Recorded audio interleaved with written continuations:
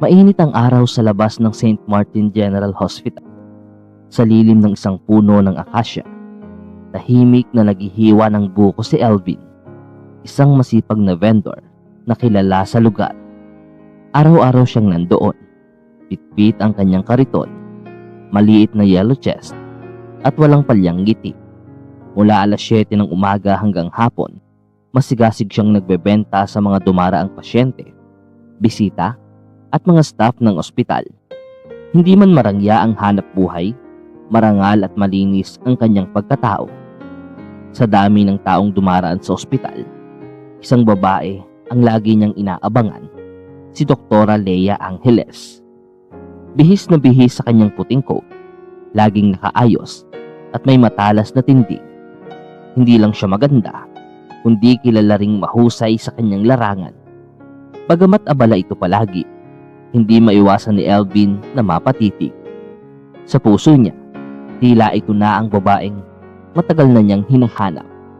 Matalino, maganda, at mabait. Ilang linggo ang lumipas at hindi na niya kayang itago ang damdamin. Habang bitbit ang isang pulang rosas na binili pa niya mula sa isang tindera pa sa kanto, nilapitan niya si Doktora habang ito'y palabas ng ospital. "Doktora Leia, pwede po ba kitang makausap sandali?" Nanginginig ang kanyang boses, ngunit sinubukang maging magalang. "Alam kong wala po akong karapatan, pero gusto ko lang pong sabihin na matagal na po akong humahanga sa inyo." Lumingon si Doktora Leia at sa halip na mapangiti ay napataas ang kilay. Umikot ang mga mata niya. Sa kanya tiningnan si Elvin mula ulo hanggang paa. "Ikaw? Buko vendor ka lang. Anong karapatan mong ligawan ng isang tulad ko?" Malakas ang kanyang tinig, sapat para marinig ng mga nurse na napahinto sa likuran. Napuno ng tawa at bulungan ng paligid. Tumahimik si Elvin, pilit ngumiti kahit na nabasag na ang puso niya. Hindi siya sumagot, bagkus ay tahimik na naglakad palayo, dala ang pulang rosas na ngayoy tila wala ng saysay. Hindi na muling nakita si Elvin kinabukasan. Bakante ang dating may siglang pwesto ng buko. Sa kabila ng kanyang sikmurang sakit, isang pangungutya ang bumalot sa alaala niya. Pero sa puso ni Elvin, ang sakit na iyon ay hindi dahilan para sumuko, kundi isang apoy na magsisimula ng kanyang pagbangon. Gabi na nang makauwi si Elvin sa kanyang maliit na inuupahang silid sa may eskinita ng tondo. Walang ibang laman ang kanyang kwarto kundi isang banig, isang lumang bentilador at isang mesa na gawa sa pinagtagpi-tagping kahoy. Naupo siya sa gilid ng banig. Hawak pa rin ang nalantang rosas na kaninay buong tapang niyang inialay. Hindi niya inakalang ang simpleng pagtatapat ay magiging dahilan ng kahihiyan at sakit na hindi niya kayang ikwento kahit kanino. Sa katahimikan ng gabi, muling pumatak ang luha mula sa mga mata ni Elvin. Hindi dahil sa pagkakabasted, sanay siya sa pagkatalo sa buhay, kundi sa paraan ng pagtanggi, mapanlait, walang pakundangan, at sa harap ng madla, para bang pinaramdam sa kanyang wala siyang karapatang umibig sa kahit isang taong mas mataas kaysa sa kanya. Ngunit habang pinapahid ang luha, may bumulong sa kanyang isip. Kung hindi niya kayang tanggapin ang pagkatao ko ngayon, marahil panahon na para baguhin ko ang kapalaran ko. Kinabukasan, isinara niya ang kariton. Bago pa man itanong ng mga tao kung bakit, lumuwas na siya patungong Nueva Ecija, kung saan naroon ang kanyang tiyuhin na may maliit na lupaing sinasaka.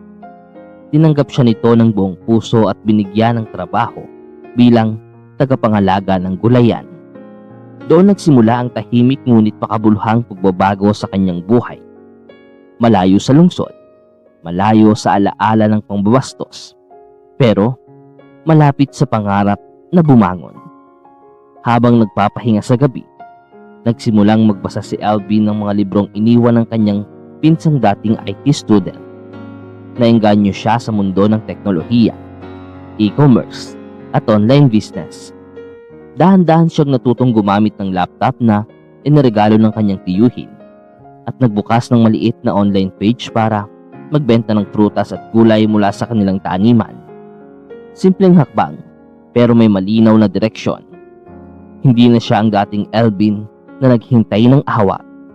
Siya na ngayon ang lalaking handang lumaban. Hindi madali ang daan. Ilang beses siyang nabigo sa orders, na-scam ng buyers, o nawala ng koneksyon ng internet. Pero sa bawat pagsubok, mas tumitibay ang kanyang pasya. Hindi na niya layunin ang mapansin ni Dr. Leia, kundi ang patunayan sa sarili na kaya niyang tumayo kahit ilang ulit siyang ilugmok ng mundo.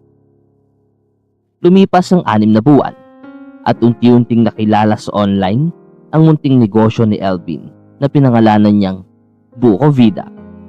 Nagsimula lamang ito sa mga order ng niyog, saging at gulay sa mga karatig bayan. Ngunit lumawak ang abot sa mga restaurant at maliliit na tindahan sa lungsod. Hindi man ganap na eksperto, nagsikap siyang matuto ng tamang inventory, delivery system at marketing sa bawat matagumpay na order.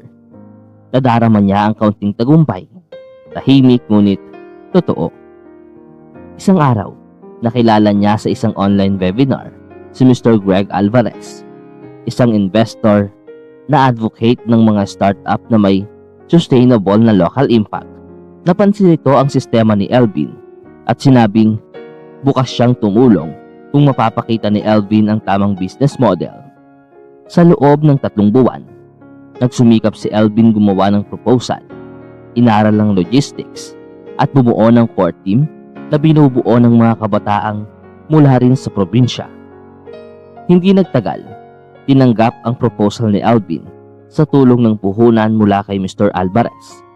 Naisilang ang bagong pangalan ng negosyo, Green Drop, isang eco-friendly logistic and supply platform na konektado sa mga lokal na magsasaka. Si Elvin ang naging CEO, hindi dahil sa diploma, kundi sa kanyang malasakit, sipag at konkretong resulta. Mula sa pagiging simpleng vendor, isa na siyang kilalang social entrepreneur. Ngunit hindi niya kinalimutan ang pinanggalingan. Sa bawat pagpupulong, bitbit pa rin niya ang kababaang loob. Hindi niya pinagmalaki ang tagumpay at lalong hindi niya ginamit ito para ipamukha sa iba. Ngunit sa puso niya, may bahagyang pag-asang sana balang araw makita siya ni Dr. Leia, hindi bilang buko vendor na itinaboy, kundi bilang lalaking pinanday ng sariling pawis. Hanggang sa isang araw, isang imbitasyon ang dumating. Isang medical conference sa Maynila ang naghahanap ng mga local logistic partners para sa supply chain ng medical goods. Isa sa mga keynote speakers, si Dr. Leia Angeles.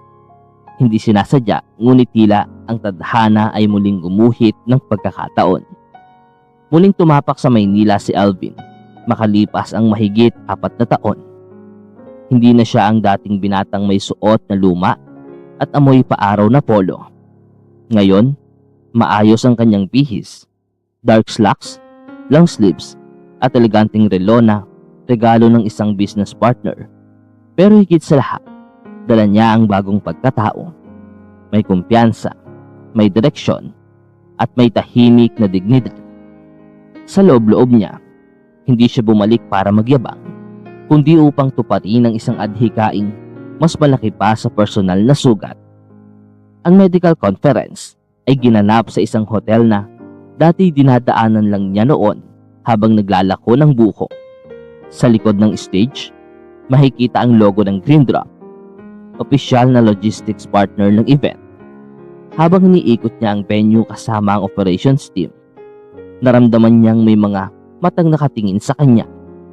May ilan sa mga dating nurse ng ospital ang tila hindi makapaniwala sa pagbabagong anyo niya. Ngunit wala siyang sinabi. Tahimik lamang siyang ngumiti. Pagkatapos ng opening remarks, isang malakas na palakpakan ang bumungad nang ipakilala ang susunod na speaker. Dr. Leia Angeles, Head Cardiologist and Community Health Advocate.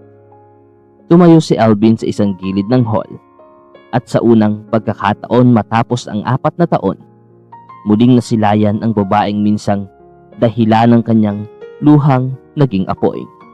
Eleganteng-elegante pa rin si Leia, ngunit may napansin siyang kaibahan. Mas maputla, mas payat, at tila may lungkot sa likod ng matatalim nitong mata. Nang matapos ang talumpati ni Leia, lumapit sa kanya ang event host. "Ma'am, ang partner natin sa Green Drop ay narito rin. Gusto niyo po bang makilala si Mr. Elvin de la Cruz, CEO?" Saglit na napahinto si Leia.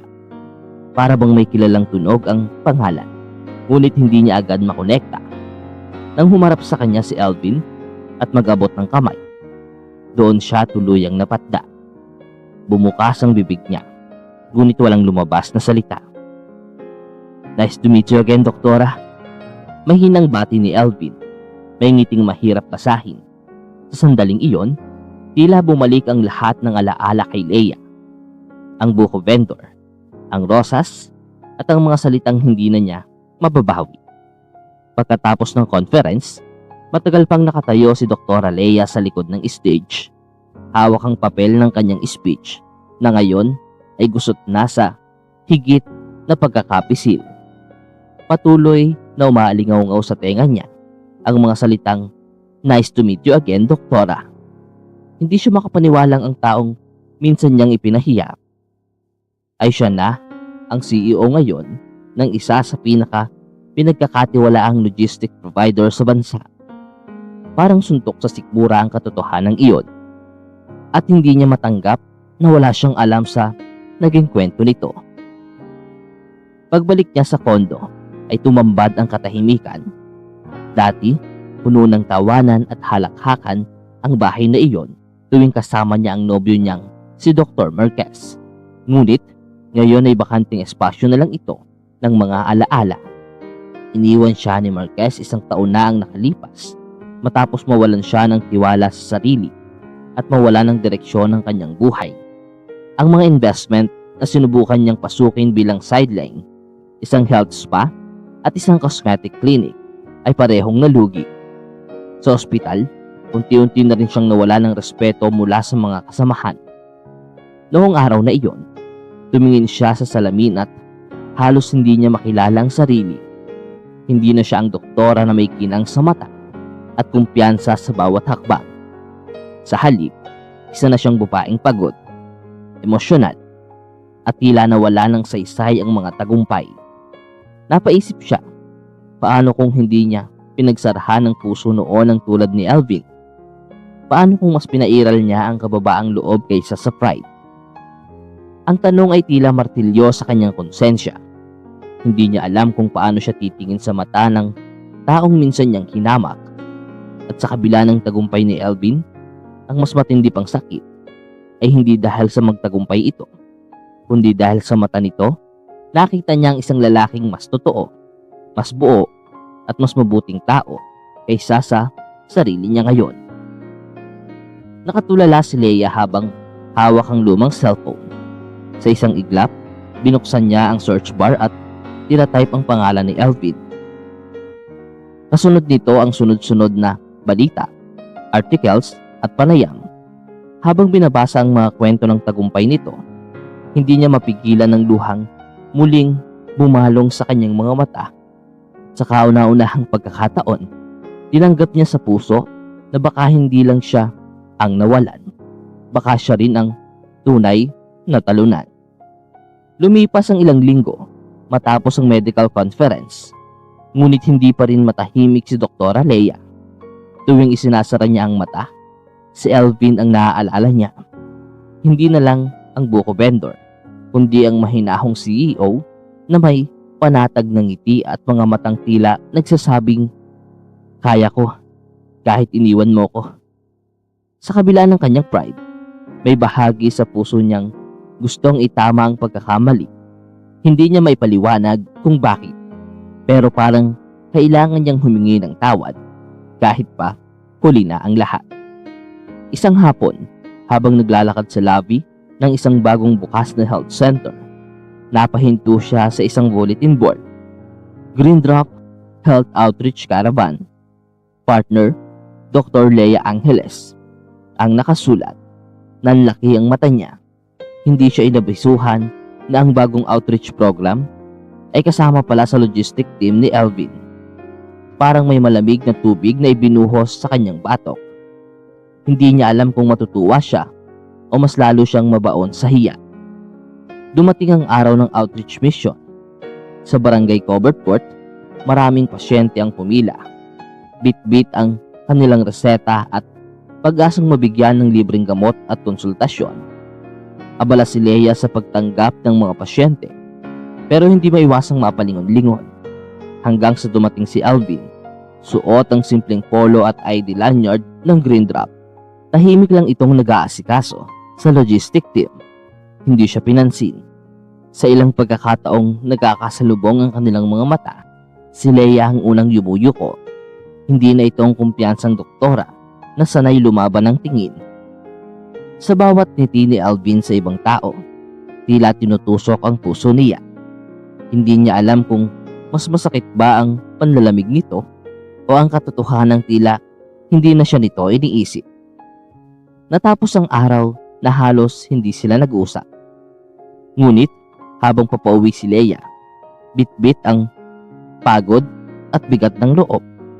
May isang bagay siyang naunawaan. Mas masakit pala ang hindi pinapansin kaysa sa pinagsabihan. At ngayon, siya na ang lumalapit. Tila si Alvin naman ang hindi handang bumalik. Ngunit sa puso niyang punong-puno ng pagsisisi, buo ang desisyon niya. Hindi siya titigil hanggat hindi niya muling nakukuha ang respeto ng lalaking minsan niyang itinulak paalis.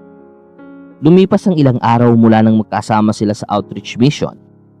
Ngunit, hindi pa rin mawala sa isip ni Lea ang presensya ni Alvin. Sa tuwing sinasara niya ang mata, naaalala niya ang paraan ng pagsulyap nito. Hindi galit, ngunit malamig. Hindi na siya sanay sa ganoong pakiramdam. Noon, siya ang nilalapitan. Siya ang sinusuyo. Pero ngayon, siya ang tila gustong mapansin.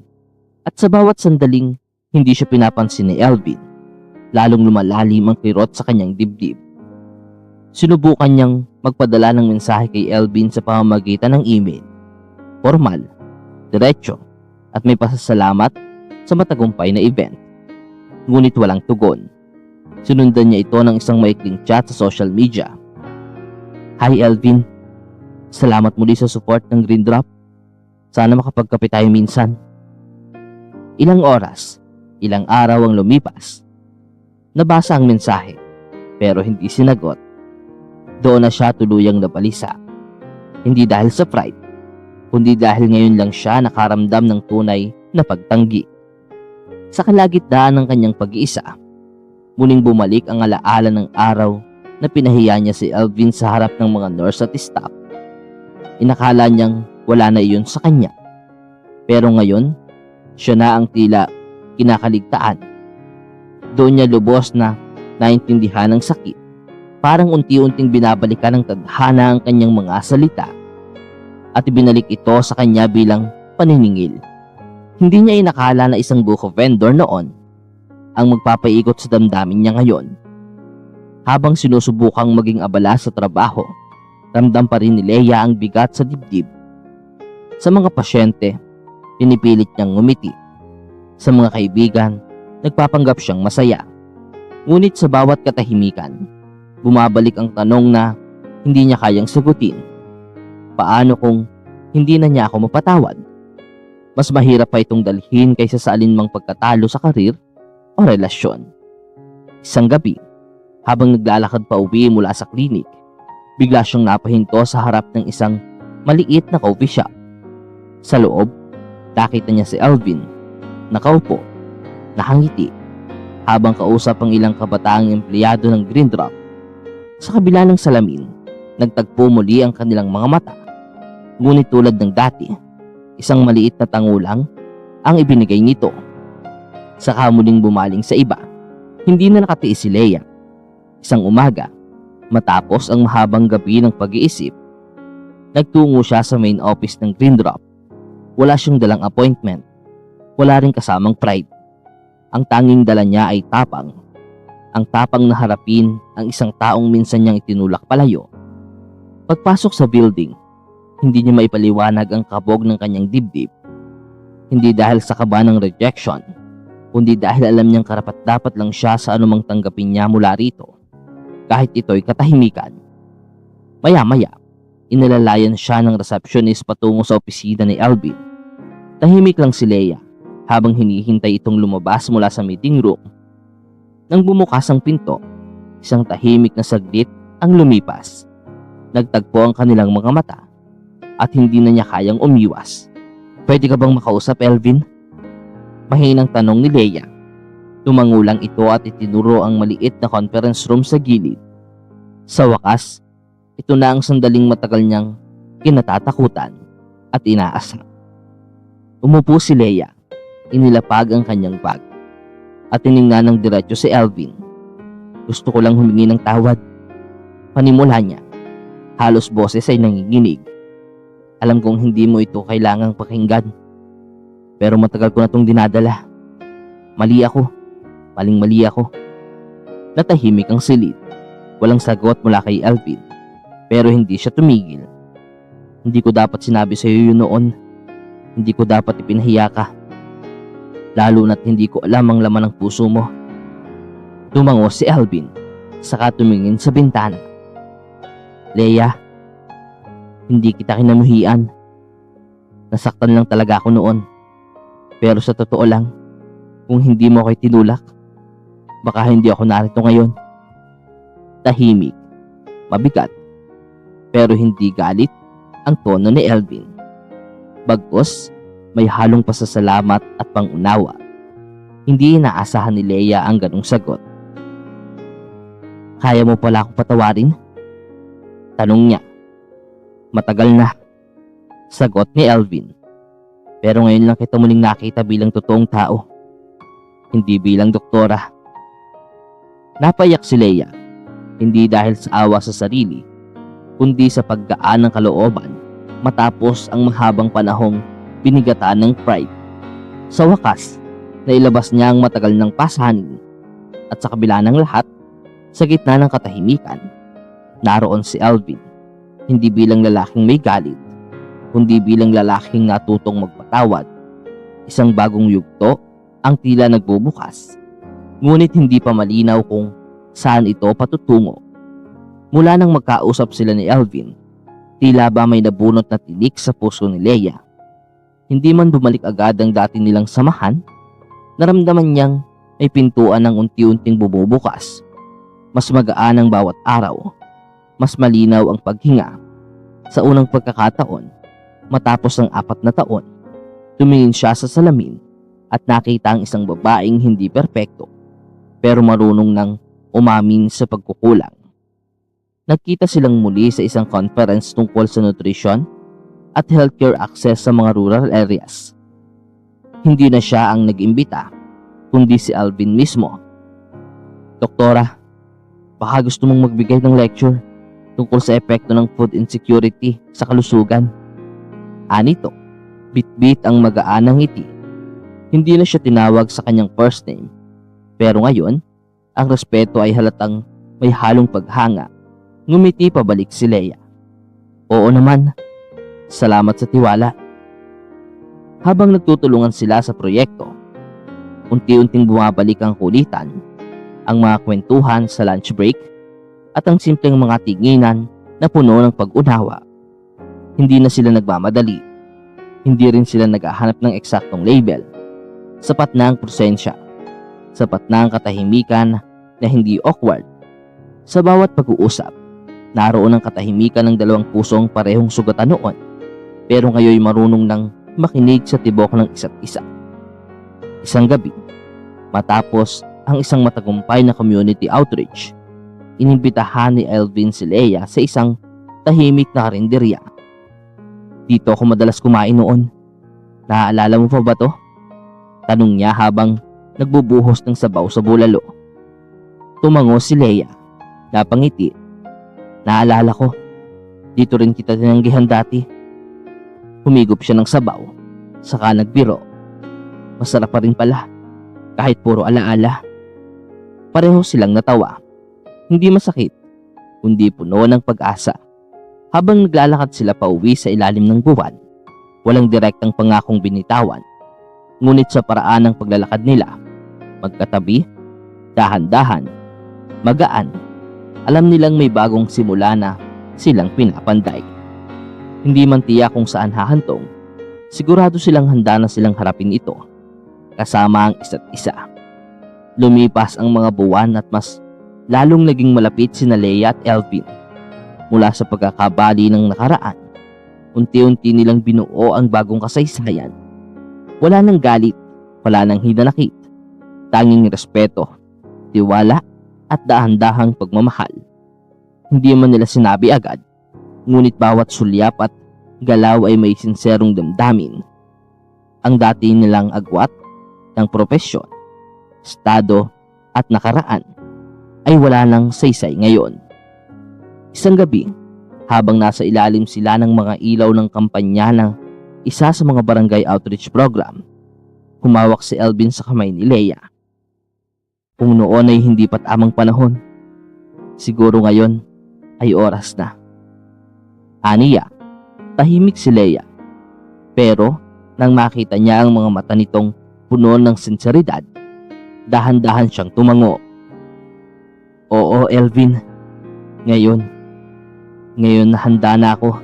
Dahil ngayon, nakikita na kita hindi bilang taga-benta ng buko, kundi bilang taong higit pa roon. Makaraan ng 6 na buwan, isang simple pero taos-pusong proposal ang ginawa ni Elvin sa lugar kung saan sila unang nagkita, sa ilalim ng puno ng akasya sa labas ng ospital. Walang mamahaling singsing, isang maliit na kahon lamang na may simpleng band. Pero ang kahulugan ay napakalalim. Si Leia, na dating tumalikod sa kanya, ngayon nakangiting lumuluha habang nagsasabing oo. Hindi dahil sa pressure, hindi dahil sa yaman, kundi dahil sa pagmamahal. Ang kanilang kasal ay ginanap sa isang maliit na chapel sa probinsya. Dinaluhan ng mga taong minsang naging bahagi ng kanilang magkaibang mundo. Mga doktor, may vendor, may volunteer, may magsasaka. Wala lang class divide, wala lang kahihiyan, tanging pagmamahalan ang nangingibabaw. Sa bawat panatang binitiwan nila, naroon ang mga aral ng nakaraan na minsang lumaban ng pride, ngunit nanaigang puso. At sa huli, pinatunayan ng tadhana na kahit gaano kalayo ang agwat ng mga bituin, kapag itinakda nitong magtagpo ang dalawang kaluluwa, wala itong pakialam sa propesyon o yaman o sa nakaraan. Ang mahalaga, pareho silang natutong magmahal muli ng totoo, ng buo at ng may pagpapakumbaba. Sapagkat sa tunay na pag-ibig, tadhana man ang nagsimula, ang dalawang puso pa rin ang siyang magtatapos. Ang tunay na pagmamahal ay hindi nasusukat sa estado sa buhay kundi sa kabutihan ng puso.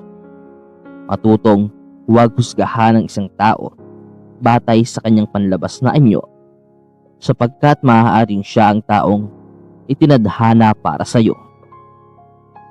At diyan nagtatapos ang isa na namang kwento ng buhay na puno ng aral, damdamin at pag-asa. Sa dulo ng bawat pagsubok, may liwanag. At sa bawat kwento ay may dahilan. Ako si RC, at ito ang RC Radio. Kung naantig ka sa kwentong ito, huwag kalimutang i-like, mag-subscribe at i-click ang notification bell. At ikaw na nanood ng video na ito, taga saan ka? Gusto kong malaman kung hanggang saan umaabot ang ating mga kwento. I-comment mo na sa baba. Hanggang sa susunod na kwento. Ingat at magmahal ng totoo.